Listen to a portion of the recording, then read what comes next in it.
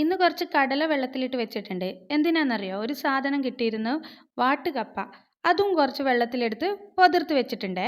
ഇനി ഇതൊക്കെ ഒന്ന് നന്നായിട്ട് കഴുകിയിട്ട് നമുക്കൊന്ന് കുക്കറിൽ വേവിച്ചെടുക്കണം. വാട്ടുകപ്പ അല്ലെങ്കിൽ വാട്ടുപൂള എന്ന് പറയാം നമ്മുടെ നാടൻ ഭാഷയിൽ. പൂളയും കടലയും.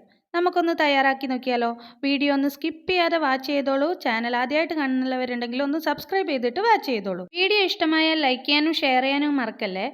രണ്ടും കഴുകി വൃത്തിയാക്കി കുക്കറിലേക്ക് ഇട്ടിട്ടുണ്ട്. ഇനി ഇത്തിരി മഞ്ഞൾപ്പൊടിയും ആവശ്യത്തിനുള്ള ഉപ്പും കൂടി ഇട്ട് കൊടുത്തതിന് ശേഷം കുറച്ച് വെള്ളം കൂടി ഒഴിച്ചു കൊടുക്കാം. എന്നിട്ട് നന്നായിട്ട് ഒരു 6-7 വിസിലടിച്ചോട്ടെ. കുക്കറിൽ വേവിച്ചെടുത്ത് വെച്ചിട്ടുണ്ട്. ഇനി നന്നായിട്ട് ഇതൊന്ന് ഉടച്ചെടുക്കണം. ഇത് ഞാൻ വൈകുന്നേരത്തെ ചായക്കാട്ടോ ഉണ്ടാക്കുന്നത്.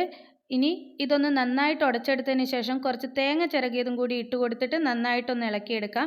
ഇനി ഇതിലേക്ക് വറുത്തിടാൻ വേണ്ടി വെളിച്ചെണ്ണയിൽ കടുക് പൊട്ടിച്ചതിന് ശേഷം കറിവേപ്പിലയും വെളുത്തുള്ളിയും 2-3 വറ്റൽമുളകും കൂടി ഇട്ടൊന്ന് നന്നായി വഴറ്റിയിട്ട് അതിലേക്ക് ഇട്ട് കൊടുത്താൽ നല്ല കിടിലൻ വാട്ടുകപ്പയും കടലയും റെഡി ആയിട്ടുണ്ട്. തീർച്ചയായിട്ടും ട്രൈ ചെയ്ത് നോക്കിക്കോളൂ. വാട്ടുകപ്പ തനിയെ വെക്കുന്നതിലും നല്ലതാണ് കടലയൊക്കെ ഇട്ട് വെച്ച് കഴിഞ്ഞാൽ. ചെറുപയർ ഇട്ടിട്ടും ഇതുപോലെ നമുക്ക് ഉണ്ടാക്കാൻ പറ്റും. തീർച്ചയായിട്ടും ട്രൈ ചെയ്തിട്ട് അഭിപ്രായം കമൻറ്റ് ചെയ്യണേ. വീഡിയോ ഇഷ്ടമായാൽ ലൈക്ക് ചെയ്യുക, ഷെയർ ചെയ്യുക, കമൻറ്റ് ചെയ്യുക. താങ്ക്